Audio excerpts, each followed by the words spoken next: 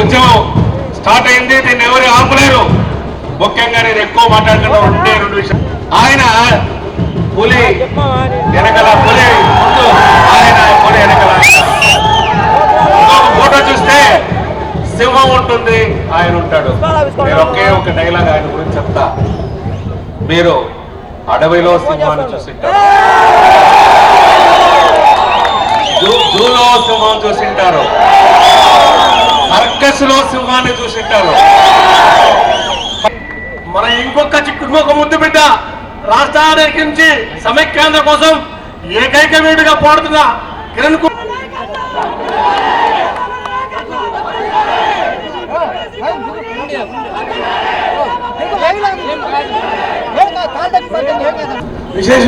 విషయం ఏమంటే మనకు సమైక్యాంధ్ర కావాలి. ఆ సమైక్యాంధ్ర కోసం మేమంతా మీ వెనకాల ఉంటాం, మమ్మల్ని నడిపించండి అనేసి చెప్పడం జరిగింది. అదే కాకుండా మేము ఆహ్వానించలు ఏ విధంగా ఈ ఉద్యమాన్ని ముందుకు తీసుకోవాలి, ఏ విధంగా తీసుకుపోయేసి మనం రాష్ట్ర స్థాయిలో కానీ కేంద్ర స్థాయిలో కానీ ఏ విధంగా మనం దీన్ని ప్రజెంట్ చేయాలని చెప్పేసి ఆలోచించినప్పుడు మనకు రాష్ట్రంలో ఉన్న మంత్రులు ఉన్నారన్న విషయం మనకు తెలుసు. ఆ మంత్రులంతా కూడా రాజీనామా చేసి సీఎం కిరణ్ కుమార్ రెడ్డి గారికి ఇవ్వడం, సీఎం కిరణ్ కుమార్ రెడ్డి గారు మన ఢిల్లీకి పోయినప్పుడు లేదు హైదరాబాద్ ఉన్నప్పుడే ఈ అంశం పైన పెరగడం జరుగుతుంది. ఆ విధంగానే నిన్న మొన్న పెరగడం జరిగింది.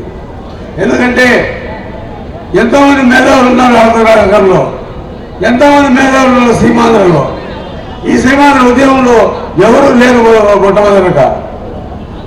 ఆ రోజు చిదంబరం గారు చెప్పినట్టు చేసుకుంటే అప్పుడే మన రాష్ట్రం తుకలం అయిపోయింది. కానీ ఆ రోజు వాళ్ళు ఇతర తీసుకున్నారు.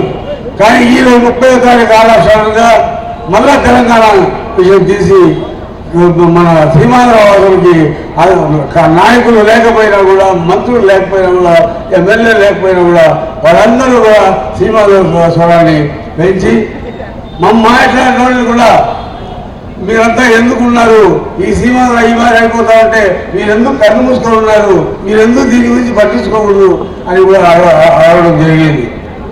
మేమంతా పోతా ఉంటే కూడా వెనక నుంచి కూడా మా గురించి కామెంట్స్ చేయడం కూడా జరుగుతుంది. అంటే వాళ్ళు కామెంట్ చేయడం కానీ, వాళ్ళు వేరే మాట్లాడడం కానీ దానికి మాకు బాధలేదు.